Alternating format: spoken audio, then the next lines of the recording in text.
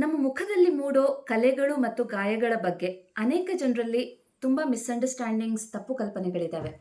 ಅದರ ಬಗ್ಗೆ ನಮ್ಮ ಜೊತೆ ಡಾಕ್ಟರ್ ವಿಶ್ವಾಸ್ ವಿಜಯದೇವ್ ಅವರು ಎಕ್ಸ್‌ಪ್ಲೇನ್ ಮಾಡಕ್ಕೆ ಆಕಾಶವಾಣಿ ಸ್ಟುಡಿಯೋಸ್‌ನಲ್ಲಿದ್ದಾರೆ. ನಮಸ್ಕಾರ. ನಮಸ್ತೆ.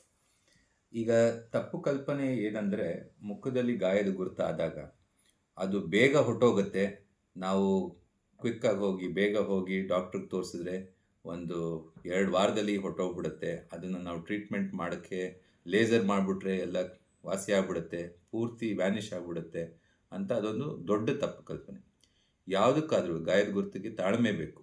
ಅದು ತಾಳ್ಮೆಯಿಂದ ಕರೆಕ್ಟ್ ಪರಿಹಾರ ಮಾಡಿದ್ರೆ 3 ತಿಂಗಳಿಂದ 6 ತಿಂಗಳ ಒಳಗಡೆ ಗಾಯ ವಾಸಿ ಆಗುತ್ತೆ.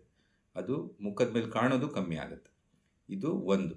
ಎರಡನೇದು, ಇದರಲ್ಲಿ ಗಾಯ ವಾಸಿ ಆಗಬೇಕಾದ್ರೆ ತುರ್ತು ಚಿಕಿತ್ಸೆ ಅನ್ನೋದಿರುತ್ತೆ. ಈ ತುರ್ತು ಚಿಕಿತ್ಸೆ ಮಾಡುವುದು ತುಂಬ ತುಂಬ ಮುಖ್ಯ.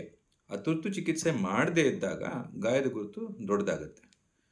ಎಷ್ಟೊಂದು ಸರಿ ಏನಾಗುತ್ತೆ, ಗಾಯ ಆದಾಗ ನೋಡ್ಕೊಳ್ಳೋಣ, ಆಮೇಲೆ ಗಾಯ ಗುರುತು ಕಮ್ಮಿ ಆಗುತ್ತೇನೋ ಅಂತ ನಾವು ಒಂದು ಕಾಯ್ತೀವಿ.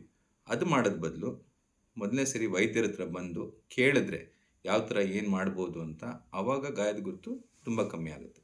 ಇವೆರಡು ತಪ್ಪು ಕಲ್ಪನೆಯಿಂದ ಆಚೆ ಬಂದರೆ ಎಲ್ಲರ ಮುಖದ್ದು ಮೇಲೆ ಒಂದು ಹೊಳಪಿರುತ್ತೆ, ಮತ್ತು ಬೇರೆ ಡಿಸ್ಟ್ರಾಕ್ಷನ್ ಆಗಿ ಗಾಯದ ಗುರುತುಗಳು ಇರೋದಿಲ್ಲ.